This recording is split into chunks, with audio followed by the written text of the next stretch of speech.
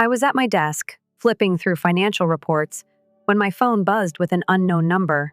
Normally, I'd let it go to voicemail, too many scam calls lately, but something made me pick up. Intuition? Random chance? Either way, answering that call would crack open a past I had worked so hard to leave behind. Hello? I answered, my eyes still scanning the numbers on the page. The office was quiet, the soft hum of the AC filling the space. Just another Tuesday. The voice on the other end hesitated, then said my name, Mia.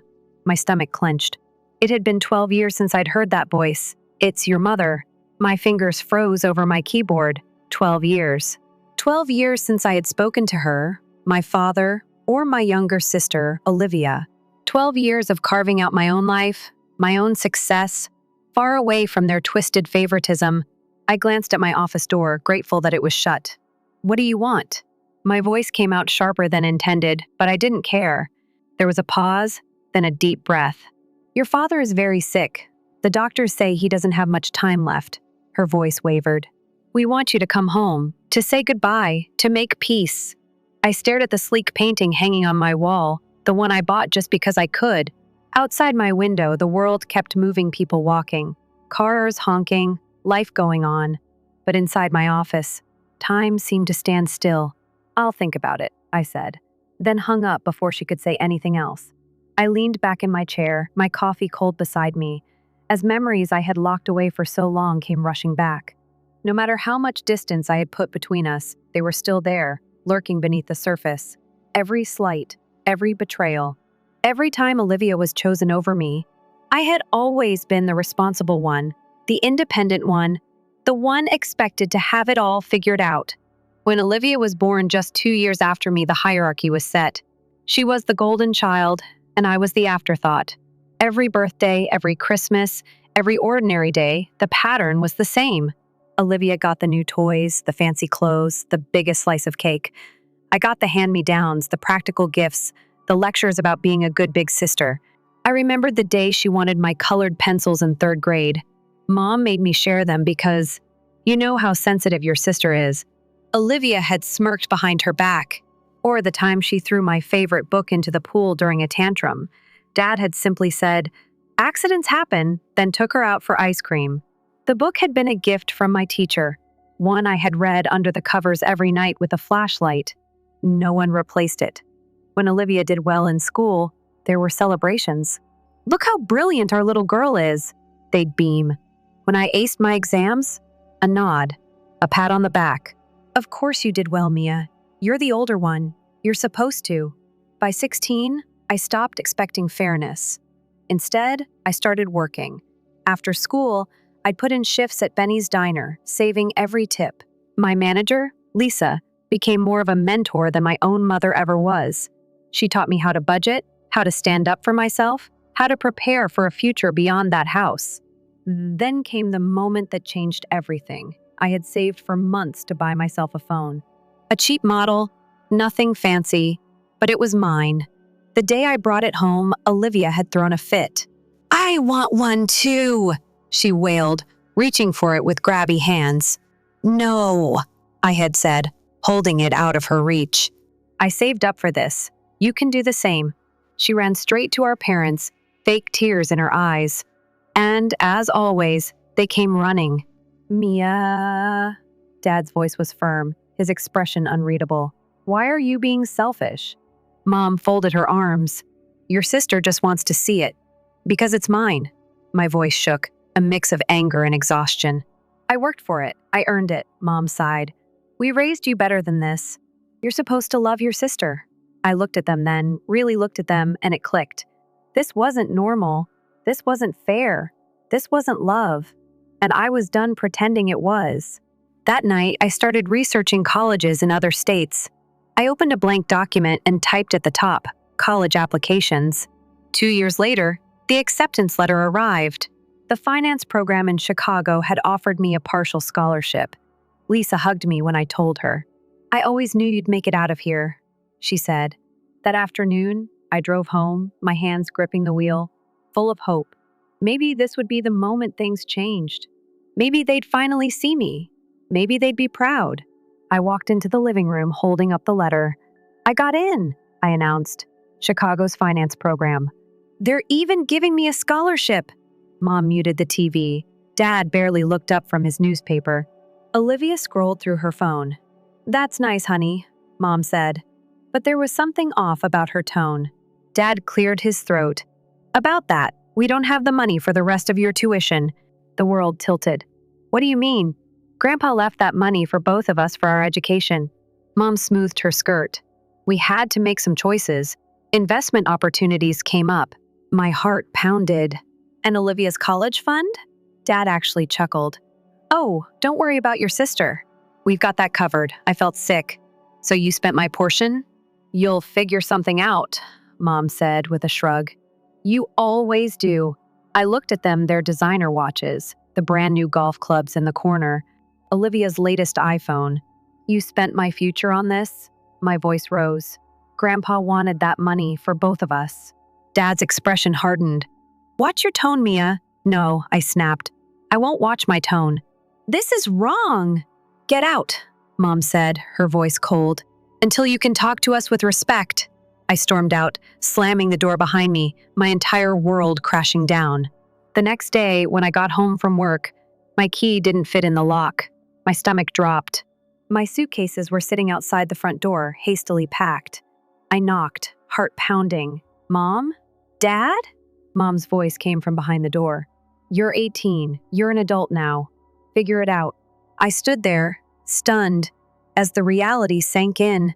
They had thrown me away like I was nothing. I gripped my phone, my hands shaking, and called the only person I had left. Aunt Lisa? My voice cracked. I need help. Aunt Lisa arrived within the hour, her headlights casting long shadows on the pavement as she pulled up to the curb. She barely put the car in park before jumping out and rushing toward me. Oh, sweetheart, she breathed, wrapping me in a hug so tight I thought I might break. They really did it, didn't they? I nodded against her shoulder, too exhausted to speak. The weight of everything, the betrayal, the heartbreak, the terrifying uncertainty of what came next, settled deep in my bones. She pulled back, her face lined with a mix of sympathy and anger. Come on. You're coming home with me. I swallowed hard, glancing at the house one last time. The windows were dark, the curtains drawn. Not even a shadow moved behind them. No one had watched me leave. No one cared. Fine. I was done caring, too. The ride to Aunt Lisa's house was quiet at first. She let me sit in silence, staring out the window as familiar streets blurred past. Eventually, she spoke. You know, I always knew something like this would happen, she said, gripping the wheel tightly. Your mom, your dad, they've always had a twisted way of showing love. I scoffed. That wasn't love, she sighed. No, it wasn't. We pulled into her driveway, and she helped me carry my bags inside. Her home was nothing like the one I had just been thrown out of. It was warm, inviting, cluttered with photos and mismatched furniture. It felt lived in. It felt real. She set my bags down by the guest room door and turned to face me. Listen, Mia, you're gonna be okay. I'll help you figure things out. I bit my lip, feeling the sting of tears. I don't even know where to start. She smiled, soft but firm. Then we start with a plan, and that's exactly what we did. The next morning, over coffee and waffles, we laid everything out. My acceptance into the finance program in Chicago was still valid, but I had no way to pay for tuition without the money my parents had stolen. I needed a job. I needed financial aid. I needed to make things work on my own. Lisa nodded, tapping her nails on the table thoughtfully. I can cover your first semester's housing and food. You'll have to apply for loans, but we'll make sure you get there. The lump in my throat was unbearable. Lisa, Nope, she cut me off, shaking her head. No arguments. This isn't charity, Mia. This is family. And family takes care of each other. The words hit me like a tidal wave. Family takes care of each other. It wasn't something I had ever heard in my own home. That afternoon, we spent hours making calls, filling out paperwork, and mapping out my future.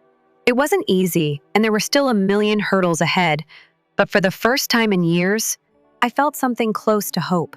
By the end of summer, I was on a bus to Chicago, a suitcase in the overhead bin and a folder of financial aid paperwork clutched in my lap. I was on my own, and I was going to make damn sure I never needed them again. The past had become little more than a scar, something faded and distant that no longer hurt when I touched it. Chicago had become home. My career had skyrocketed, my hard work paying off in ways I once thought impossible. And I had done it all without them. But now, that phone call had shattered the peace I had built. Dad was dying, and for some reason, they wanted me back. I stared at my phone, my mother's number still glowing on the screen from the missed call. My stomach twisted. I should ignore it. But part of me, some tiny, stubborn part, wanted to see for myself. Not for them, not for closure. Just to prove that I had won. The next weekend, I found myself driving back into the town I had sworn I'd never return to. Everything looked smaller, less significant. The streets I used to walk felt like they belonged to someone else. A girl I barely recognized. When I pulled up to the house, the first thing I noticed was how rundown it had become. The peeling paint, the overgrown lawn, the sagging roof, it looked nothing like the pristine home I'd been thrown out of 12 years ago. My mother opened the door before I even knocked. She had aged. More than I expected. There were gray streaks in her once perfect hair, lines around her mouth that hadn't been there before. "Mia," she whispered, reaching for me. I took a step back. "Where's Dad?" Her hand dropped, and she nodded toward the living room. "He's having a good day today." I walked past her without another word. The man who had once towered over me, who had spoken with authority and control, now looked frail and shrunken in his chair. His skin was pale, his hands shaking slightly as he reached for his cup of tea. When he saw me, his eyes lit up, and for a second, I saw the father I had once loved. "You came," he rasped. "I did." My voice was neutral. He studied me for a long moment. "You look successful." "I am." A heavy silence filled the room. Then, after a long pause, he said the words that made my blood run cold. "Mia, after I'm gone, I need you to take care of Olivia." I blinked, the words not registering at first. "What?" Mom jumped in. "She's been struggling, Mia. She doesn't have the financial stability you do." I let out a sharp laugh. "Are you serious?" Dad sighed. "She's your sister. She needs you." I clenched my fists. "You threw me away. You stole my future. And now you want me to bankroll Olivia's lifestyle? Are you out of your mind?" Mom looked offended. "You're being dramatic. You have so much, and Olivia had everything," I cut in. "She had your love, your money, your support. I had to build my life from nothing. And now that you're finally facing the consequences, you expect me to fix it?" Dad coughed, his breath rattling. "Mia, please." I stared at him, at the man who had let me walk out of his house with nothing. "No?" Mom gasped. Olivia, who had just walked in, scowled. "You're so selfish, Mia. You've always been jealous of me." I laughed, shaking my head. "You're 30 years old, Olivia. Time to grow up." I grabbed my purse and turned to leave. "Mia, don't do this," Mom pleaded. I looked back one last time. I already did. And with that, I walked out the door, leaving them behind again. Only this time, it wasn't them throwing me away. It was me making the choice. The drive back to the city was silent, except for the low hum of my tires on the highway. I didn't turn on the radio. I didn't call anyone. I just drove, my fingers gripping the steering wheel so tightly my knuckles ached. I had done what I came to do. I had looked them in the eye, faced them on my terms, and walked away. So why did my stomach feel like it was twisted in knots? I exhaled sharply, loosening my grip. This wasn't guilt. This wasn't regret. It was something else, anger maybe. Or exhaustion. Because after all these years, nothing had changed. They had reached out, not because they missed me, not because they wanted to make things right, but because they needed something. And they still thought I owed them. By the time I pulled into the parking garage of my apartment building, my head was pounding. I stepped out, stretching my sore muscles, then headed upstairs. The moment I walked through the door, I let out a breath I hadn't realized I was holding. This was mine. The sleek furniture, the city skyline outside my window, the silence that belonged only to me, everything here, I had built for myself. No one had handed it to me. No one had saved me. And I wasn't about to let them take any part of it. I tossed my keys onto the counter and kicked off my heels. My phone buzzed, but I ignored it, already knowing who it was. Instead, I poured myself a glass of wine and sank into the couch, staring at the skyline. Let them be angry. Let them call me selfish. I had spent too many years proving I could survive without them to go back now. Still, the messages kept coming. The next morning, I woke up to a dozen missed calls from my mother and Olivia. A few from numbers I didn't recognize, probably family members they had recruited into their guilt campaign. One voicemail from my mother was particularly dramatic. "Mia, how could you do this to your own family? Your father is dying and you won't even consider helping your sister? We raised you better than this," I scoffed, deleting it. Raised me better? They had thrown me out like I was nothing. Olivia's texts were worse. "Olivia, you really think you're better than us, don't you? Olivia, Dad always said you were ungrateful. Olivia, you have no idea how hard life has been for me. Olivia, you think money makes you superior?" I rolled my eyes and put my phone on silent. Olivia had never struggled a day in her life. She had been coddled and spoiled, given everything while I had fought for every inch of ground I stood on. I wasn't about to apologize for my success. Then came the final text that made me pause. "Mom, I hope you can live with yourself when your father dies." A slow anger burned in my chest. That was their final weapon, guilt. It had always been their tool of choice. They had never given me love, only obligation.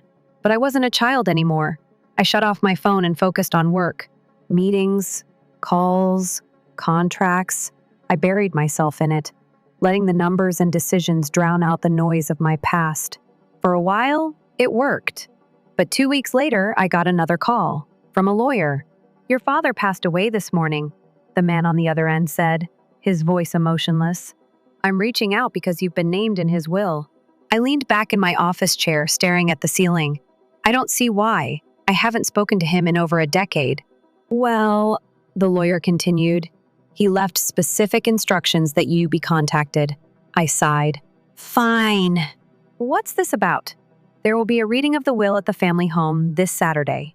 Your presence is requested." Of course it was. I rubbed my temples. I should say no.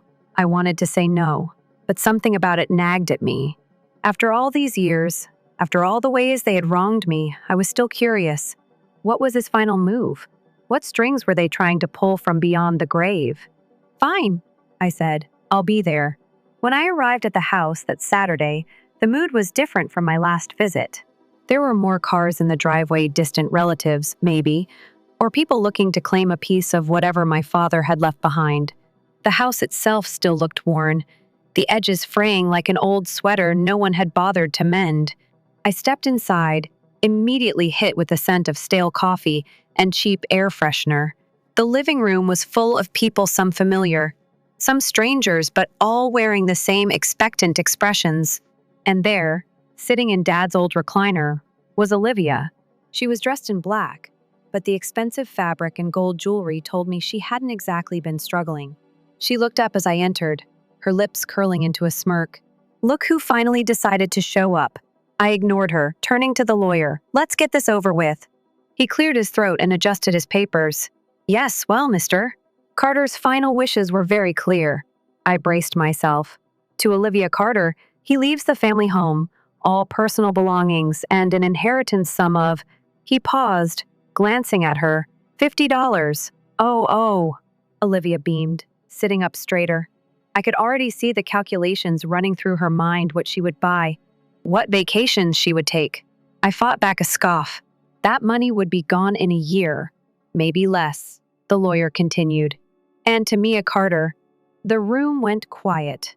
He leaves his business assets, including stocks, bonds, and financial holdings, totaling approximately $3.2 million. The air left the room. Everyone turned to stare at me. Olivia's smirk vanished. "What?" she choked out. "That has to be a mistake." The lawyer adjusted his glasses.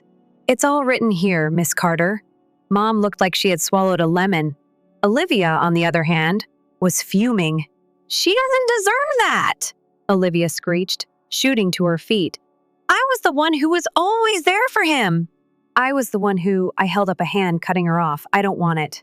The lawyer blinked. Excuse me? I turned to him, keeping my voice calm. I don't want it. Transfer it to charity, every cent. Gasps filled the room. Olivia looked like she was about to explode. Are you insane? She shrieked. That money belongs to me. No, I said simply. It was never mine to begin with, and I don't want anything from him. I turned, walking toward the door, feeling the weight lift from my shoulders with every step. I had already built my own success. I had already won. I didn't need my father's money. I didn't need their approval. And most of all, I didn't need them. As I stepped outside, I took a deep breath. For the first time in my life, I felt completely free. I didn't look back, not when I walked down the driveway, not when Olivia's furious shouting spilled out of the house, not even when my mother's voice cut through the chaos with desperate pleas. I just kept walking. The late afternoon sun cast long shadows across the pavement as I reached my car. I slid into the driver's seat, gripping the steering wheel for a moment before finally exhaling.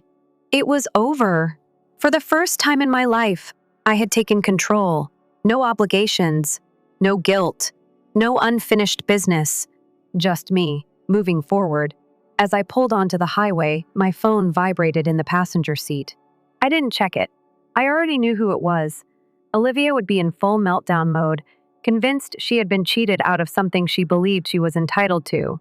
Mom would be trying to play mediator, begging me to reconsider, to be the bigger person one last time.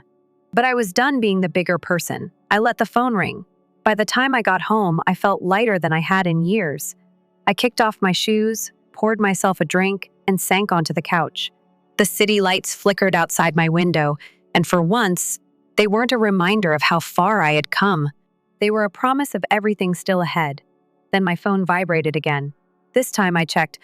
Not Olivia, not Mom, Aunt Lisa. I hesitated, then answered. Hey, I said. She didn't waste time. I heard about the will. Of course she had. News traveled fast in our family. I sighed. Let me guess. Mom and Olivia called you? They did, she confirmed. But I didn't pick up. I wanted to hear it from you. I leaned back against the cushions, staring at the ceiling. He left me over $3 million in assets. I gave it all to charity. Lisa let out a low whistle. Damn. That's one way to send a message, I smirked. Figured it was the least I could do. There was a pause before she said, Are you okay? The question caught me off guard. Not why did you do it, or are you sure? Just, are you okay? I considered it for a moment. Then, to my own surprise, I answered honestly. I think so, I admitted. For the first time in a long time, I really think I am. Lisa sighed, like she'd been holding something in. Good. You deserve to be. We talked for a while, mostly about normal things, work, life, what we were planning for the holidays. It was the first conversation I'd had in weeks that didn't feel like a battle. When we finally hung up, I realized something. I wasn't alone.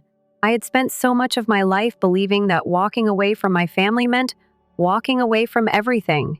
But that wasn't true. Lisa had always been there. My friends, my colleagues, the people who chose me. Family wasn't just blood. Family was the people who stood by you, not because they had to, but because they wanted to. And I had a damn good one. I thought that was the end of it. I really did. But Olivia wasn't done. 2 weeks later, I got served. A lawsuit. I stared at the papers, half expecting them to disappear. As if Olivia's entitlement couldn't possibly reach this level. But no. There it was, in black and white. She was suing me for emotional distress and financial hardship. I laughed. A full, uncontrollable laugh. Because this was it. The grand finale. Olivia, desperate and humiliated, grasping at whatever straws she had left. She wasn't suing Dad's estate. She was suing me. Because I was the villain in her story. The sister who abandoned her. The sister who took everything from her. I tossed the papers onto the counter and grabbed my phone. One call. That's all it took. By the next morning, my lawyer had already filed for a motion to dismiss. She doesn't have a case, he assured me. It's ridiculous. It won't hold up in court, I nodded. I know, but she's not doing this to win. She's doing it to make my life difficult. And that was the truth. Olivia didn't expect to win. She expected to drain my time, my energy, my resources. to force me back into the chaos, to make me fight on her level. But I wasn't playing that game. Not anymore. I went to work. I kept living my life. I didn't let Olivia's desperate last stand change a single thing. And just like that, 2 months later, the case was thrown out. No settlement. No courtroom drama. Just a judge looking at her claim and dismissing it outright. I barely reacted when the official notice came through. It was just another predictable ending to an all-too-familiar story. But Olivia? She lost her mind. The text messages came in rapid fire. Olivia, you ruined me. Olivia, how can you live with yourself? Olivia, you're not even human. I blocked her. Not out of anger. Not even out of frustration. Out of indifference. Because she didn't matter anymore. None of them did. 6 months later, I got another call. Unknown number. I let it go to voicemail. When I finally checked, my mother's voice played through the speaker. Mia, it's your mother. I don't know what to say anymore. Olivia's struggling. She's lost everything. She needs help. I deleted it without listening to the rest. Then I went back to my life. My real life. The one I built for myself, without them. And I never looked back. 6 months turned into a year. A full year of peace. A year of waking up without dread curling in my stomach. A year of not checking my phone expecting another guilt-ridden voicemail. A year of freedom. I buried myself in work, taking on bigger projects, pushing for promotions, expanding my network. My career thrived. I moved into a bigger apartment with floor-to-ceiling windows and a balcony that overlooked the city. I traveled, finally taking that trip to Greece I had always dreamed of. For the first time in my life, I was truly living. And Olivia? She faded into the background like a bad dream. Until she didn't. I was at brunch with Lisa one Sunday morning when I spotted her.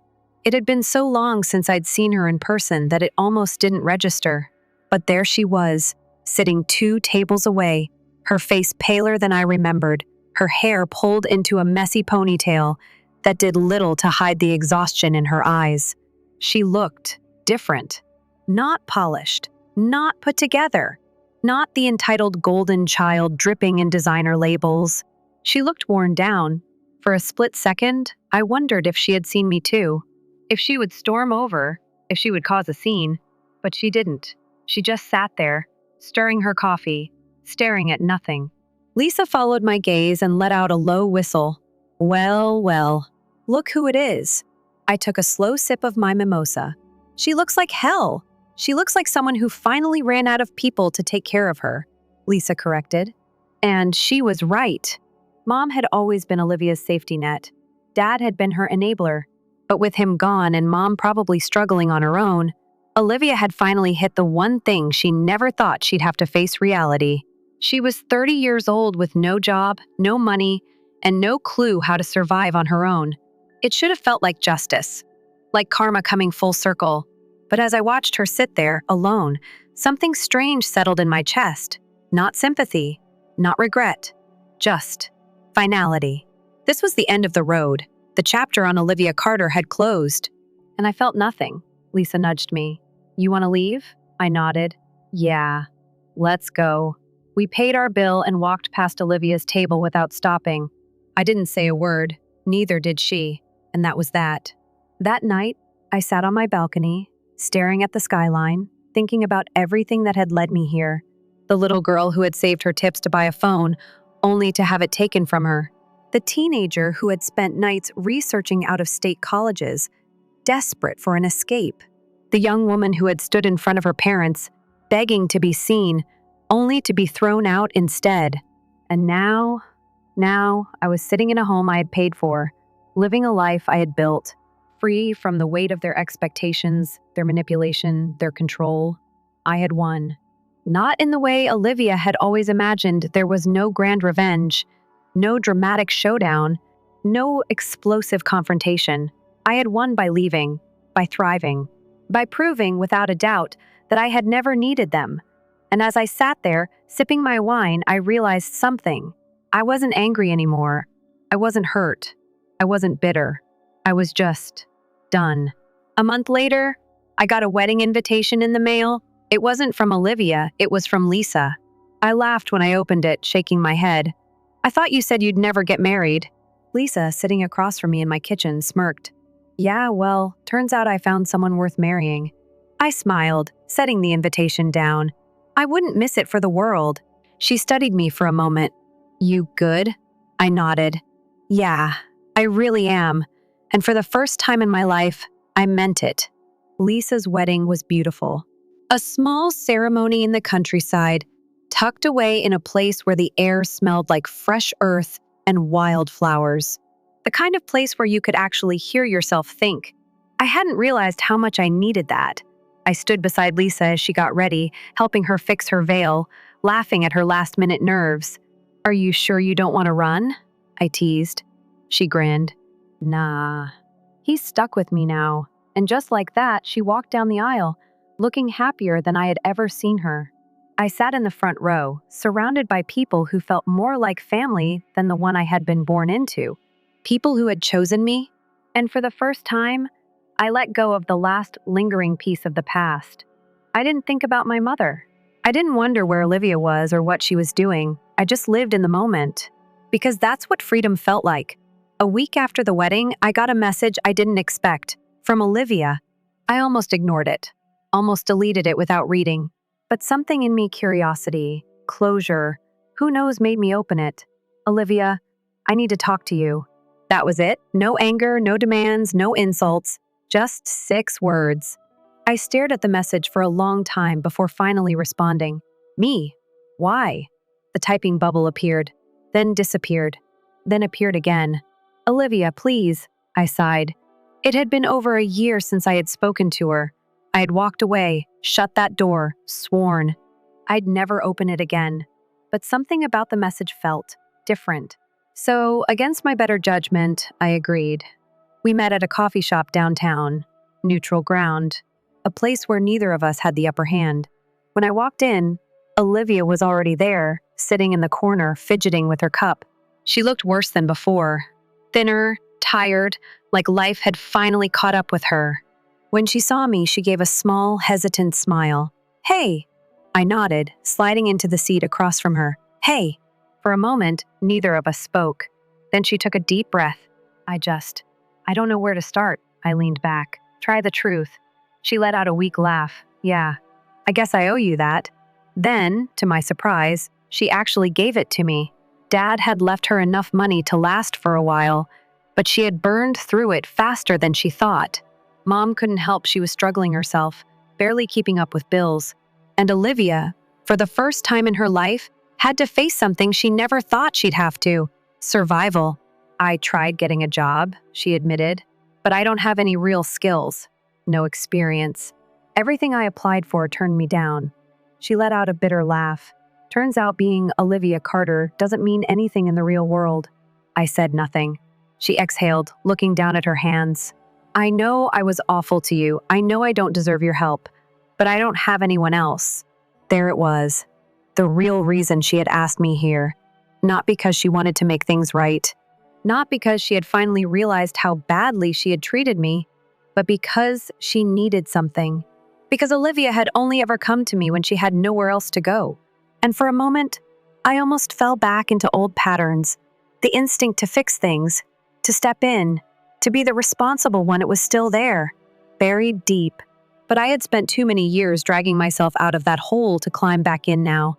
So I met her gaze, steady and calm, and said, I can't help you. Her face fell. Mia, please. I shook my head. I mean it, Olivia. I'm not your safety net. I never was. You need to figure this out on your own. Tears welled up in her eyes. I don't know how. I softened, but only a little. Then learn. She swallowed hard, looking away. I don't think I can. You can, I said. You just don't want to. Silence stretched between us. For the first time, I think she understood that I wasn't going to save her, that no one was. She wiped at her eyes, nodding slowly. Okay. I stood up, tossing a few bills onto the table for my coffee. I hope you figure it out, Olivia. I really do. Then I walked out, leaving her behind for the last time. That was the moment I knew. This time, I wasn't just walking away. I was free. Not because Olivia had finally seen the consequences of her choices. Not because my mother had given up on trying to control me, but because I had changed, because I didn't need to prove anything anymore, because I had built a life that had nothing to do with them. And that was the best revenge of all. The kind that didn't need anger or payback or bitterness, just distance, just peace, just me. And for the first time in my life, I had both feet firmly planted in the future. No looking back, no regrets, just freedom. Story 2. I suppose I ought to begin at the beginning. My name is Camilla, and my parents are Jack and Lisa. For the first 9 years of my existence, my mother taught at the neighborhood elementary school, while my father was constantly preoccupied with his business affairs. It was rather typical. We went on trips, had family meals, lived in a comfortable suburban home, and did all the typical things. Dad was always coming up with fresh business ideas. With thoughts and fantasies racing through his mind, he would arrive home late. Mom was the one who remained composed, always there to provide a kind word or an embrace. She would read me stories before bed, make cookies with me on the weekends, and assist me with my homework. However, everything came apart when I was 9 years old. It was a typical Tuesday night. I heard shouts coming from below while I was playing with my dolls in my room. It wasn't your typical argument. This was not like the others. Unsettling. With my pulse racing, I slipped down the stairs. In the living room, I noticed Mom and Dad. Dad was flailing his arms about, his face flushed. Mom's mascara was streaming down her cheeks as she sobbed. "How were you able to?" "Lisa!" Dad shouted at Mark. "My God! He has had dinner at our house!" Mom was crying now. I apologized, Jack. It simply occurred. It wasn't what I intended. Its desire to ruin our family was not anything I intended. Dad's voice broke. The weeks that followed were a haze. Both parents cried a lot, had meetings with individuals in suits, and made whispered phone calls. Even though I didn't fully comprehend what was going on, I knew it was wrong. Then came the day my father informed me that we were going. His eyes were sorrowful and exhausted as he knelt before me.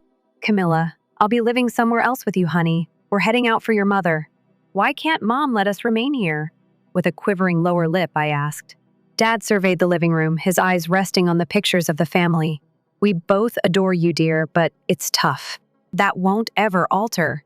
My beloved books and stuffed animals were in the backseat of the car as my dad and I drove away from our home. My entire world seemed to be collapsing. I was unaware at the time that this was only the start of a protracted and agonizing journey. My life with Dad was very different from what I had anticipated. I first believed we would be having difficulties. Do you know? But all of a sudden, Dad's business took off. Before I knew it, we were relocating to a much larger home than the one we had before. Living in such an upscale place while still feeling so broken on the inside was strange. Dad was constantly at work. He would depart before I awoke and returned home. Once I had gone to bed, I would frequently find myself at Grandma and Grandpa's place. That's Eleanor and Robert, Dad's parents. "Camilla, come assist me with these cookies, honey."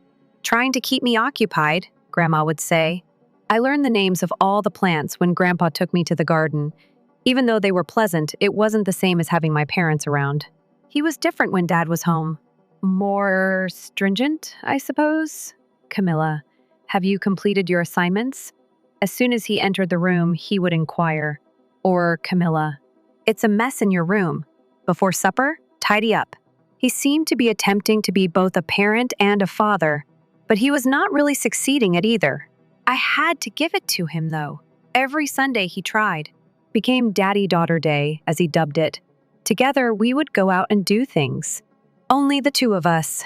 His favorite was mini golf. He would be quite silly and competitive as he got really into it.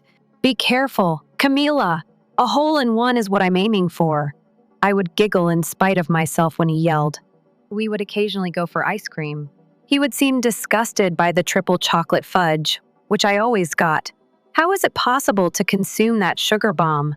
When he believed I wasn't looking, he would inquire while surreptitiously grabbing spoonfuls. At other occasions, we would visit the nearby museum. Dad would put on a new voice for each plaque and read it aloud. Columbus sailed the ocean blue in 1492. The other guests would stare as I giggled at his absurd pirate voice. When I become 10 years old, My father enrolled me in piano lessons.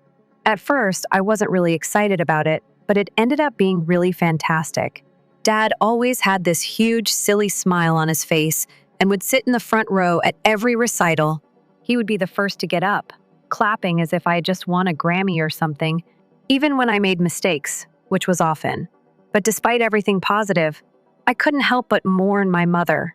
On other evenings when Dad had late work, I would take out our old family photo albums. Every photo showed Mom grinning. I would use my finger to trace her face in an attempt to recall the sound of her laugh or the scent of her perfume. Like clockwork, I would get to visit my mother once a month. My calendar's high point became these court-ordered visits, red circled and counted down to with a mixture of dread and exhilaration. My first encounter with her since the breakup, it was really weird. Like strangers, we just stood there and stared at one another. Then my mother broke down in sobs and embraced me so tightly that I was having trouble breathing. Following that, our trips turned into a frenetic schedule of events and extravagance. Mom seemed to be attempting to fit a month's worth of mothering into one day. She would take me shopping and purchase me things that gave me a stylish, adult vibe. I recall thinking I was hot shit when I tried on this crop top. "You look stunning, my dear."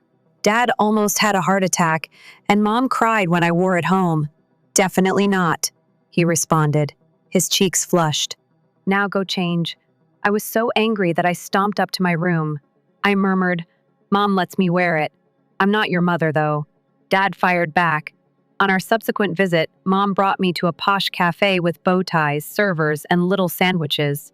"Honey, order anything you want." Mom winked as she spoke. I lost my mind. Ice cream sundae and chocolate cake. 3 soda varieties. By the end, I was virtually vibrating from the sugar rush. When I bounced off the walls and got home, Dad wasn't happy. "What did she provide you?" As he saw me dart across the living room, he complained. However, my mother's surprise excursion to Adventureland, the nearby amusement park, was the highlight of our stay. We sat on a bench and shared a mound of cotton candy while screaming our heads off and laughed till our sides hurt after riding every roller coaster twice. Mom's eyes took on a distant expression. "Do you recall the backyard picnics we used to enjoy as a family?" Softly, she said. "We would end up having ice cream for dinner because your dad would burn the hamburgers." I gave a nod. I had a lump in my throat. It seemed like someone else owned those memories, right now. Mom gave me a hand squeeze. "Camilla, I long for those times. You are missed, perhaps. We could reunite as a family one day." Her comments made my heart skip a beat. "Really?" Hardly daring to assist, I asked. Her eyes did not quite meet her grin. "See you later, my love. Let's see." For weeks thereafter, I dreamed of returning to my mother's house and reuniting our family. However, I would feel bad for even considering leaving just before my 12th birthday, when I saw how hard my dad was working to create Mickey Mouse pancakes. Mom revealed with a shock that she was marrying Mark. In other words, the Mark she had slept with. The wedding resembled something from a fantasy novel. Mom's white gown made her appear gorgeous. Mark, too. Well, he appeared content. I felt conflicted as I watched them exchange vows while wearing my gaudy bridesmaid outfit. A part of me was also pleased for Mom. She was beaming and laughing like I hadn't seen her in a long time. However, I couldn't help but think about Dad alone himself in our large, empty house. Most likely buried in work or binge watching a bad TV show following the wedding of Mom and Mark. Things began to shift. The flavor of our visits changed. Always there, Mark now lingered like a curious dog in the background. "I always dreamed of having a daughter just like you," he would remark, ruffling my hair. "Camilla, it was pleasant, I suppose. Strange. Nice, however." And when he said it, his mother would react as she always did. It seemed as if he had just given her the moon. That gave me a positive feeling as well. I mean, perhaps this whole problem might actually be resolved. Mom began to mention my living with them more and more. She would talk endlessly about the room they were designing for me. "It will feature a seat beside the window. Camilla, as you always desired," she would say, her eyes glistening. "We are also able to paint it whatever color you like." I would grin and nod. I'm attempting to ignore my stomach knot. To even consider it was like betraying Dad. We stopped going on shopping trips as often. Rather, we would host large family meals at their home. Mark would prepare meals. In fact, he wasn't half awful. After that, tell us fascinating tales about his job. While I sat there shoving food about my plate and felt like the third wheel in my own family, Mom would listen intently to everything he said. Everything went into overdrive when I was 14. My mother began phoning me once a week, maybe more. She would unexpectedly attend my school functions and bring me flowers or take me out for ice cream. You know Camilla, after all. As she stirred her coffee, she would say, "Now that you're older, you may choose where you wish to live." You could speak to the courts. Every time she mentioned it, I would freeze. A part of me wanted to seize the opportunity to return to the previous state of affairs. But there's more. Another portion, however, was no longer so certain. She once attended a meeting of my debating club. She slipped into the back of the room while I was in the thick of a debate on climate change. When it was finished, she came running up to me with a big smile. She said, "Oh, Camilla, you were amazing. You know, you could join your new school's debate team, which is their state champs, if you lived with us."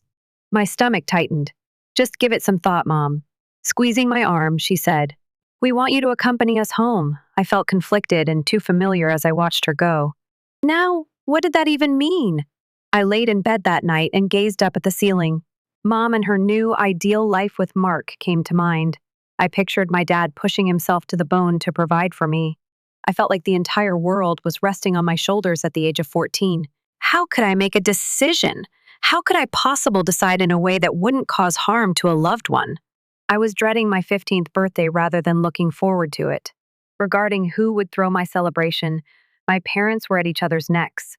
This family supper at Dad's house was the culmination of everything. "Lisa, she's lived with me for years." With a snarl, Dad stabbed his steak with his fork. "Naturally, I'm throwing a party for her." Mom's eyes blinked. "Jack, she's also my daughter. I am entitled to honor her birthday." I wished I could simply vanish as I sat there sliding my piece about my plate. Then Mom revealed the truth. "Camilla." Her voice suddenly became quiet as she spoke. "Now that you're older, you may choose where you wish to live. Who do you pick?" The room fell quiet. I sensed that everyone was watching me. Mom is helpful. Dad is in pain. Mark is anticipating. My throat tightened. I was having trouble breathing. My voice was hardly heard as I muttered, "I want to live with Mom." How Dad's face looked. I will always remember it, God. I felt as though I had tore out his heart by reaching inside his chest. He simply fell apart. I had already started packed my things. When I helped Mom and Mark move my belongings into their house, they were ecstatic. Dad saw his eyes become empty as he stood in the doorway. As I was leaving, he added, "Pumpkin, you can come back anytime, at any moment." It felt like a dream during the first 2 weeks at Mom and Mark's. They allowed me to choose the really pricey, stylish bedroom set when they brought me shopping for my new space. They registered me at Westfield Academy, a posh private school. Mom exclaimed, "You'll receive an excellent education here. This is the beginning of a promising future." Camilla and the gaming nights with the family. They were amazing. We spent some time trash-talking and joking while playing Monopoly or Candid. I believed I had made the correct decision, but then things began to shift. It began with my little mom remarking on my hair or clothing. "Do you really want to wear it, honey? It isn't really flattering. Or Mark's niece always looks so well-groomed, you know. Perhaps you could try wearing your hair the way she does." Next came my grades. I had a hard time keeping up at Westfield. It was far more difficult than my previous school. A B, less Camilla. Mom looked at my report card and scowled.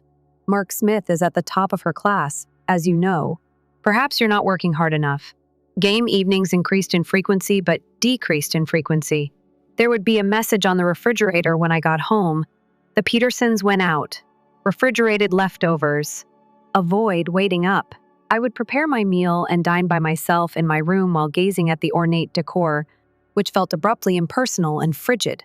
The trip was the last straw. For months, they had been promising me this incredible trip to Hawaii. I was counting down the days with great excitement. Then, 2 weeks prior to our scheduled departure, I was seated by Mark. He added, without quite looking into my eyes, "Listen, kiddo, the trip will have to be rescheduled. We just have a few financial issues to resolve. You get it, correct?" I forced a grin as I nodded, but something inside of me cracked. In this house that was meant to be my home, I laid in my fancy new room in bed that night. I also started crying. I wept for the life I had left behind, for the little girl who believed she could have it all, and for the father who was most likely sitting by himself in his large, empty mansion. Tension was high in the days before the last custody hearing. Despite Mom's constant smiles and promises, I could sense the tension that pervaded the home. Everyone was attempting to act as though everything was flawless, so it was like treading carefully. I had trouble falling asleep. I couldn't sleep at night because of the strain of the impending hearing and the increasing uneasiness I was experiencing in this place. It occurred around a week before to the hearing. My throat felt as dry as sandpaper when I woke up in the middle of the night, assuming that everyone was asleep. To get a drink of water, I slipped downstairs. When I got to the bottom of the steps, from the kitchen, I heard conversations. It seemed like Mom and Mark were having a fierce argument. Not wanting to interrupt, I froze. I heard it at that point. I'm sick of acting as though I enjoy having her around. Mark's tone was harsh and irritated. Our resources are always being depleted by the child. My heart stopped beating. I hardly dared to breathe as I crushed myself against the wall. Mom said in a quiet, frantic voice, I know. However, consider the alimony and tax benefits. Jack will provide us with a consistent source of income when we obtain full custody. It seemed as though someone had hit me in the stomach. Mom was taking advantage of me. Mark's voice was doubtful once more. I hope it will be worthwhile. I didn't sign up to be a teenager's full-time father. Just a little longer, Mom remarked in a calming tone. Right now, we can start enforcing more stringent guidelines when she is formally ours. Consider enrolling her in a boarding school. I didn't wait for further information. I ran back up the steps. I forgot I needed water. I sank behind my blankets, trembling and crying uncontrollably. Everything had been false. The family game evenings, the upscale school, and the shopping excursions. It was all a charade. I wasn't wanted by them. Dad's money was what they sought.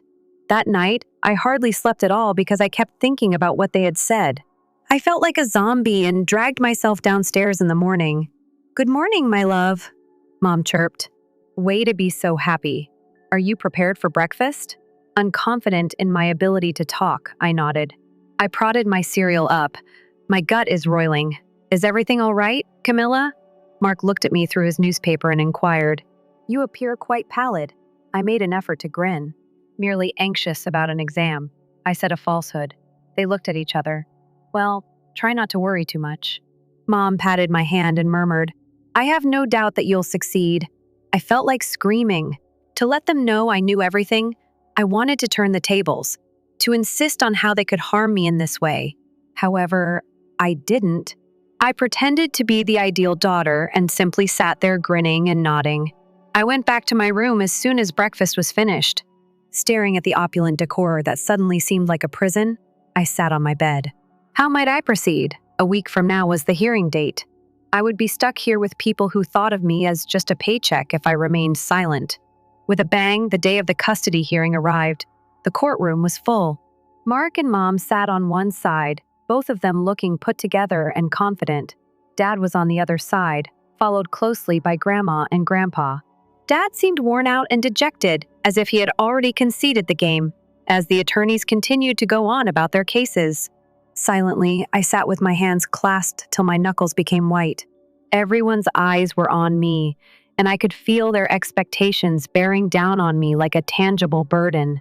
The judge, a severe-looking lady with glasses balanced on the tip of her nose, finally turned to face me. Camilla. Her voice was very soft as she spoke. Now that you're old enough, your viewpoint counts in this choice. With whom would you like to live? The room fell quiet. A pin may have been dropped. Mom's joyful smile was palpable to me. Could almost taste her triumph. Dad simply had a broken appearance, as if he were waiting for the last strike. With my legs trembling so much that I was afraid I may topple over, I got to my feet. I inhaled deeply. After that, I moved in with my dad. With each syllable, my voice became stronger despite its shaking. Additionally, I no longer wished to visit my mother. There was an electric jolt in the room. Mom's grin disappeared, to be replaced with a look of incredulity. Mark's face became white. Dad appeared to be surprised at what he was hearing. The judge scowled as she leaned forward. Camilla, I take that statement extremely seriously. Could you explain why? I swallowed hard and nodded. I heard my mother and Mark having a talk a week ago. They claimed that the money, alimony, and tax benefits were the only reasons they were battling for custody. They discussed enrolling me in a boarding school. They took custody after that. I'm not truly what they want. I could see Mom's face losing color as I was speaking. Mark was unable to look at me. He stared at the ground. That is untrue. Mom's voice was harsh as she exploded. You must have misunderstood, Camilla, honey. Please, Miss S. Parker. The judge abruptly interrupted her. Her eyes were warm yet questioning as she turned back to face me. Camilla? Do you have complete confidence in what you heard? I nodded as my eyes began to flood up with tears. I'm sure, Your Honor. After giving a hesitant nod, the judge turned to speak to the court. In view of this fresh data, we'll have to take a little break. We'll meet again in half an hour. I finally had the courage to glance at Dad as everyone began to flow out. His eyes were wide with a mixture of disbelief and something more as he stared at me. I hope, perhaps. I wanted to rush over to him, wrap my arms around him, and ask for his pardon. However, a court officer was escorting me out of the room before I could move. After what seemed like an eternity of the following half hour, we were summoned back into the courtroom. I felt as though my heart may explode from the force of its hammering. The room became quiet as the judge cleared her throat. I've made a choice after carefully weighing all the variables and taking into account the fresh information Camilla supplied. Jack Thompson, the father, is granted custody. Lisa Parker will also be obliged to pay child support. I was overcome by the relief that washed over me. For the first time in what seemed like an eternity, I saw my dad smile as I glanced at him, grin broadly. Mom took my arm as we exited the courthouse. Anger and hurt were twisted on her face. She screamed, I never loved you anyway. You are equally as foolish as your dad. Although her remarks hurt, I came to a realization as I saw her and Mark storm out. I was no longer subjected to deception, manipulation, or the ongoing sense of inadequacy. Those were the next few years. They weren't simple, but they were therapeutic. I began attending family therapy sessions with my dad. Digging out all the grief and miscommunications between us was initially uncomfortable and difficult. However, we began to mend our relationship gradually, session after session. We gained mutual understanding and communication skills. Our relationship became closer than I ever imagined. My grandparents were my pillars of support. Whether I needed a listening ear, a home-cooked dinner, or a warm embrace, they were always there. Their steadfast assistance restored my faith in family. I immersed myself into extracurricular activities in school. On a lark, I joined the debate team and found that I was good at public speaking. I never felt more powerful than I did as I stood at the stage and expressed my ideas. On my 18th birthday, I felt as though I had finally discovered my voice. I cried when my dad gave me a surprise present. It was a scrapbook containing pictures and souvenirs from my early years. I believe some of the photos were lost after the divorce. Me at the beach with my parents, my kindergarten debut, birthdays, Christmases, and everyday days all looked suddenly valuable. 20 years old now. I'm a psychology student at college. My personal experiences motivated me to assist other children going through divorce. I want kids to understand that they can survive and even flourish, that they are not alone, and that it is not their fault. I'm still scarred from the incident. On other days, the hurt caused by Mom's betrayal seems new. I question how she could have taken advantage of me in that way. However, I'm learning to transform that suffering into something constructive by using it as fuel. I've begun giving talks regarding children's rights and divorce procedures at conferences. I share my tale in the hopes that it may change anything. Perhaps it will all be worthwhile if one parent, judge, or attorney hears it and reconsiders using a child as a pawn. My father attends all of my speaking events. With pride, he sits in the front row. I occasionally see him dabbing at a tear when I discuss the progress we've made. Since that day at the courts, I haven't had a conversation with my mother. I consider reaching out occasionally, but I'm not ready. Not yet, but perhaps in the future. I'm concentrating on getting better right now, on creating a future, on becoming into the person I desire to be. Life isn't flawless. I still struggle with trust. I still have self-doubt issues. Occasionally. However, I am surrounded by people who love me for who I am, not for what I can do for them, and I am learning, developing, and healing. Story 3. I'm Anna, the underdog in a brilliant family. Both of my parents were influential figures at the university with well-planned lifestyles. Then I unexpectedly and without invitation arrived. We learned too late. Mom used to say this a lot, her voice full with sadness. Other solutions were already out of the question by the time we found out. I was born 11 months apart from my sister Sarah. The only similarity between us was that we looked like twins. The brain was her. The heart was me. It was obvious who was the favorite from day one. Look, John, Sarah is already reading. One day when I was around 3, Mom exclaimed. With her nose deep in a book intended for children twice her age, Sarah sat in the corner. That essentially shaped our early years. Sarah read a lot of books. I ate life up. She committed difficult texts to memory. I had a hard time recalling my breakfast. I worked hard and diligently. However, despite my best efforts, it never seemed to be enough. One day, with obvious frustration in her voice, Mom stated, "Anna, I have to explain this how many times? Addition is easy." I looked at the figures, hoping they might make sense, but they made fun of me as they danced across the page. In the other room, Sarah completed her advanced arithmetic assignment with ease. However, my personality more than made up for my academic shortcomings. I was the class clown, the life of the gathering. Except for my parents, my laughter spread to everyone. I was reciting a joke I had heard at school one evening during dinner. "Then the chicken," Anna said. My story was interrupted by Mom's piercing voice. "It is a symptom of inferior intelligence to laugh excessively without cause. Please restrain yourself." My cheeks burned with embarrassment. On the other side, Sarah grinned while continuing to read about quantum physics. Throughout primary school, the gap only widened. Sarah gathered academic honors as if they were becoming obsolete. Me? If I received a gold star for attendance, I was fortunate. I will always remember the 5th grade school science fair day. Sarah's cellular mitosis project took first place. Mine. Let's just say that my volcano of baking soda didn't exactly go off as I had hoped. The accolades for Sarah's accomplishment filled the van as we headed home. Covered in dried baking soda, I took a seat at the rear.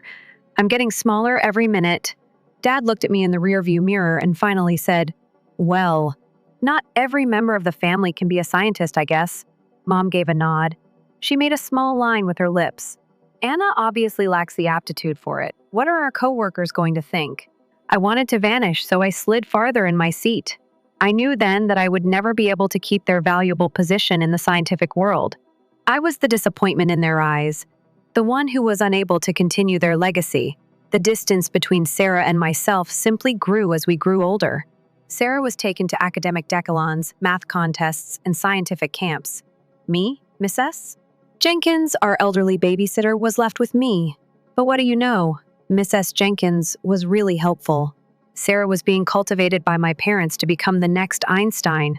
I was learning skills from Miss S. Jenkins that will help me in the real world. She would say, "Come on, Anna." When we needed dough, her creased hands guided mine. "Allow me to demonstrate how to create a pie that will wow them." On other days, we would make food lists and cut coupons. "Listen, girl," she would say, her eyes were sparkling. Just as crucial as understanding how to split an atom is understanding how to stretch a dollar. However, our heart-to-heart conversations yielded the best teachings. One day, while we were sitting on the porch watching the sunset, she murmured, "Anna, sweetie, everyone has the ability to improve the world, even if they are not born geniuses. Do you recall that?" In a household where I never appeared to measure up, those words became my lifeline. Sarah was still shining at school. Mom would proudly display the medals and prizes she brought home from every academic competition in the living room. In contrast, my report cards were tucked away in a drawer and never saw the light of day. High school wasn't easy. I was just trying to stay afloat while Sarah sailed through her AP courses and SAT preparation. No matter how hard I tried, the numbers would not cooperate, and math was my worst enemy. The last straw was the day we received our SAT results. Naturally, Sarah had aced it. Me? To put it mildly, I wouldn't be able to get into any colleges with my score. A stupid fool.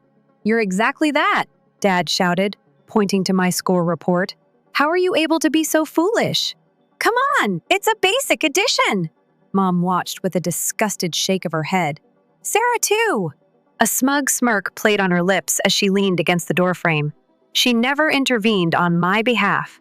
She never offered to assist. She simply observed, perhaps reflecting on how fortunate she was to be the one with the intelligence. While my parents went on with their rant, I stood there crying. Even adding 2 plus 2 is impossible. How do you think you'll get into college and succeed there? Each of their harsh remarks served as a reminder that I will never measure up. However, I sensed another stirring somewhere amid their yelling. Anger, resolve, and a strong will to disprove them. Their scathing remarks were still echoing in my ears as I laid in bed that night. I decided, perhaps I'm not suited for college. Not now, anyway. However, that did not preclude me from succeeding. I walked into Sunny's supermarket the day after graduation and landed a job as a cashier. Sure, it wasn't glamorous, but what? I had something of my own for the first time in my life. I was earning my own salary in a matter of weeks. My parents hardly looked up from their newspaper when I told them I had landed a job. To be honest, I was relieved that they didn't inquire about my whereabouts or activities. This way, at least, they couldn't say no. I had my own money now, but I was still living at home. Even if it wasn't much, it was enough to enjoy myself a little without begging my parents for money. Will you be to the beach this weekend, Anna? Lisa, a friend and store coworker, would call, and I would smile because I knew I could say yes without worrying about the price. As Sarah prepared for her first semester at a prestigious Ivy League university, she spent her summer immersed in textbooks. I was having a good time. Spontaneous road excursions, movie evenings with pals, and beach weekends. At last, I could be myself. Months passed, and I became accustomed to my new life. I was content, even if it wasn't the life my parents had planned for me. Incredibly joyful. Then that day arrived, the day that made all the difference. The afternoon was a Tuesday. I heard the automatic door swish open as I was replenishing the gum display in the silent store. I froze, looking up my usual welcome on my lips. My mother was there, looking as prim and nice as ever. We merely stared at one another for a while. Her eyes showed shock, which was soon followed by humiliation. She turned, obviously planning to walk away silently. However, a naive, hopeful part of me called out, "Mom, hello!" Her face was a mask of contempt as she turned slowly. "Anna." Her voice was brimming with disappointment as she spoke. "Why are you here?" Trying to speak in a casual tone, I pointed to my name tag. "I've been employed here for a few months." She squinted. "A salesperson." "Really?" Anna, a professor's daughter, down to this. She dismissed the store surrounding us with a wave of her hand. "How will our coworkers react if they learn? Is my daughter at the bottom of the social scale?" Her remarks were like a blow to my head. I've taken pride in my independence and ability to support myself. However, I was merely an embarrassment in her eyes. "I have a job, to be honest," I was able to say, "Little boy, my boy." I'm not acting improperly. Mom, however, was irrational. A few shoppers in the store turned to listen as her voice raised. "You're going to leave this job right away. Can you hear me? I will not allow you to cause such embarrassment to our family. You can also stop residing in our home if you decide to take this route." As she rushed out of the store, I stood there, frozen in place. There was a deafening silence as the automatic door swung shut behind her. I came home that evening with tears in my eyes and a heavy heart. Although there was quietness in the house, it seemed oppressive since no one spoke. After going to my room, I began packing. Mom showed up in the doorway as I was closing my final bag. Rather than the worry I had naively hoped for, there was just relief on her face. "So you finally made the decision to go," she replied in an emotionless tone. "Excellent. It's best that way." Behind her, Dad showed up and nodded. He added, "Remember to change your surname. We cannot allow your decisions to bring shame on our family name." Even though their comments hurt, I couldn't stop crying. "Right now." "All right," I murmured. "My kid, who is surprisingly stable. Grandpa's name will be mine." He was at least capable of unconditional love. Without turning around, I picked up my bags and left. I didn't give them my new address, and they didn't ask. I moved in with Lisa the next day. After a few months of becoming fast friends, she immediately offered me her extra room when I told her what had happened. I stumbled into Sarah's page one lazy Sunday afternoon while Lisa and I were browsing social media. I paused my finger over the unfollow button, but my curiosity won out. With pictures of her winning accolades, status updates, news of her most recent research discoveries, and announcements of her acceptance into prestigious scientific societies, Sarah's feed was a carnival of accomplishments. Hundreds of people liked and commented on each post, praising her. "Your sister?" Lisa looked over my shoulder and inquired, "Have you lately spoken with her?" I shook my head, recalling our previous conversation. A few weeks had passed since I had left home. I had contacted Sarah in a moment of weakness and suggested that we get coffee together. She gave a disdainful and icy reaction. "I'm afraid we don't share many things anymore, Anna. Our interests, and to be honest, our developmental stages have changed significantly. Meeting wouldn't be beneficial for either of us, in my opinion. Despite the rift with my immediate family, that was the last direct communication we had. I maintained relationships with my extended family, and Martha in particular helped me feel at home and connected to my heritage. She revealed some information during one of our many phone conversations that both harmed and supported my choice to leave." She groaned, her voice laden with sorrow. "Oh, Anna, I should definitely keep this to myself, but your parents always ask if you'll be attending family events. If we agree, they decline to attend. They say it. They can't stand to be in the same room as you since you've devalued their standing." A similar ache in my chest returned, although this time it was duller. "It's all right." I was taken aback by how much I meant it when I said, "And Martha, right now I'm content with my life. It's their loss if they are unable to accept it," and that was accurate. Although it wasn't flawless, my life was mine. I had a fulfilling job, an increasing feeling of self-worth that was unrelated to social standing or academic success, as well as friends who accepted me for who I was. I had left my parents' house 5 years ago, and my life had become accustomed to its routine. The store has promoted me to assistant manager. My social network had expanded, and I had even begun enrolling in online business management courses. I was happy, yet there was a gap. All of that changed one warm July night. I saw him at the beach bonfire that my buddies had planned. Standing somewhat apart from the group, he appeared a little uncomfortable in his khakis and button-down shirt. But what really drew my notice was his eyes. As he observed the surroundings, they appeared to gleam with interest. I walked over and held out my hand. "Hello, this is Anna. You appear to be in need of more." I smiled at the warm, sincere sound of his laughter. "My name is David, and I certainly could use a little more. Years have passed since I last had one." We started chatting while roasting marshmallows. David was an environmental scientist, it turns out, recently returned from an Amazonian study excursion. That night, we spent hours discussing everything and nothing. My tales of adventures and customer service captivated David, and his enthusiasm for the environment captivated me. David and I became more intimate as the weeks stretched into months. He didn't care that I was a salesperson or that I hadn't attended college. He admired my ability to make friends with anyone, my quick wit, and what he described as my refreshing outlook on life. At a dinner gathering, I got to know his family. I was anxious 6 months into our relationship. They were all successful scientists after all. To my astonishment, however, they embraced me. They questioned me about my work, hobbies, and aspirations throughout the evening. They never once inquired about my family history or educational background. It was cool. David proposed to me exactly 1 year after we first met. Just the two of us on the same beach where we had first spoken. Nothing spectacular. However, it was flawless. We just invited close friends and relatives to our intimate wedding. I paused when I was addressing the invitations because of the 3 names, Sarah, Dad, and Mom. A part of me still hoped, in spite of everything. However, those 3 said nothing when the RSVP returned. David and I had the best life I could have ever imagined. We had established a comfortable pattern in which I worked at the store, and he conducted research. Despite my contentment, I couldn't get rid of the notion that I was intended for more. On a languid Sunday afternoon at David's parents' place, something more arrived.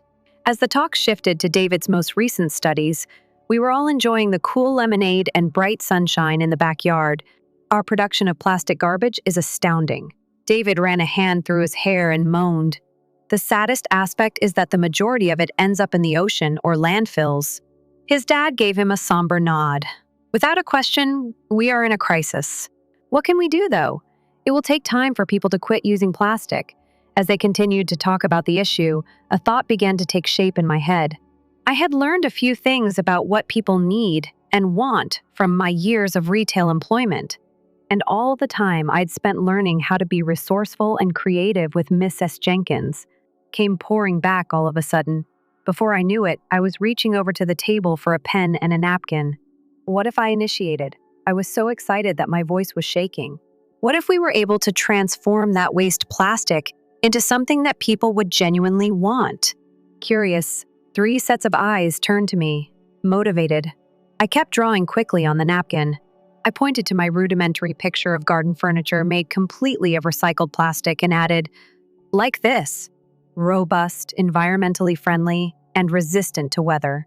In order to allow users to create their own designs, we might even make it modular. The ensuing hush was deafening. I briefly worried that I had gone too far and that they would find my ridiculous suggestion amusing. David's father, Anna, then spoke slowly as his eyes widened with wonder. That is just great. David looked at me as though he had never seen me before. How many environmental issues could this resolve, do you know? What about the market potential? It's huge, his mom added her voice. It's more than simply garden furniture either. Consider all the urban uses such as playground equipment, park benches, and even building supplies. The events that followed were chaotic. Excited by the idea's potential, David's parents promised to contribute money to see it through to completion. We were establishing a business with me before I knew it. Yes, I do. The CEO is Anna Holloway, a former family letdown. David was in charge of creating the technology to effectively recycle and mold the plastic because of his scientific training. I concentrated on marketing and design, using my years of experience in customer service to produce goods that consumers would adore. We introduced our first line of outdoor furniture 6 months after that terrible Sunday afternoon. The reaction was tremendous. People adored the eco-friendly idea, the streamlined looks, and the backstory. Our success inspired us to broaden our scope. Interested in utilizing our recycled plastic items for city projects, urban planners began contacting us. Then came the call that made all the difference. We were invited to meet with the mayor's office. We got together and made a deal to make the city better. That terrible day in David's parents' backyard had happened 3 years ago. Eco-Renew, our business, has expanded beyond our expectations. We had converted municipal parks, recycled tons of plastic waste, and even begun to explore eco-friendly building materials. And now here we were, on the verge of winning a state award for environmental impact and creativity. It was impossible for me not to feel proud as David and I stood in the grand ballroom, surrounded by the best in business and science. As we moved through the crowd, we paused to speak with other inventors and dignitaries. The chief of urban development for the city and I were having a talk. Sarah and my parents were standing close to the refreshment table when I noticed them. They had a different appearance. Sarah, who was always so put together, seemed worn out, and Mom and Dad had aged significantly, their hair more gray than I remembered. She has dark circles beneath her eyes. Our gazes briefly locked across the room. They were obviously surprised to see me in this situation based on the look of shock on their faces. I put my arm through David's as I turned to face him. "Let's go look for your folks. Maybe a little louder than necessary," I said, while we passed my family. I kept my chin up and my eyes focused. As we talked about the impending ceremony, we discovered David's parents standing close to the stage, beaming with joy. Out of the corner of my eye, I saw movement. My mom was coming over, her gaze focused on David's mother. "I'm sorry." Her voice sounded sickly sweet as she spoke. "I was drawn to your beautiful family. Your pride in your son and his spouse must be immense." My mother-in-law simply gave me a kind smile as I tensed, waiting for the other shoe to drop. "Yes, we are. Anna is an extraordinary woman. Her presence in our household is a blessing." On her way back to Sarah and my dad, They were huddled together, speaking frantically, as I could see. I heard bits and pieces of what they were saying. It's unbelievable that it's her, married into a scientific household.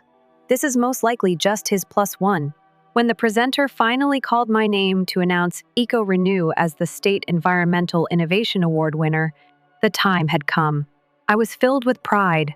With my heart racing with anticipation, I strode onto the stage and grabbed the microphone, prepared to give the well-rehearsed speech. There was anarchy. My mom hurried to the platform. She took hold of my arm and yanked the microphone out of my hand before I could respond. She said, "Ladies and gentlemen," her voice trembling with emotion, "I am proud to be the mother of this deserving and intelligent woman." She gave me a dramatic gesture. We had always known Anna would grow up to be a remarkable person.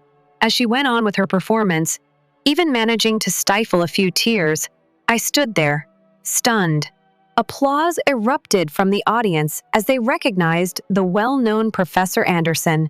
Anger and pain erupted within me at that very instant. One scorching point of resolve crystallizes after years of rejection, disillusionment, and neglect. I wouldn't allow her to take this opportunity. I firmly yet gently reclaimed the microphone from her. Despite my internal emotional turmoil, I said, "Thank you, Mother," in a firm voice. "Would you just give me a moment of silence?" The room fell silent. Everyone is watching me.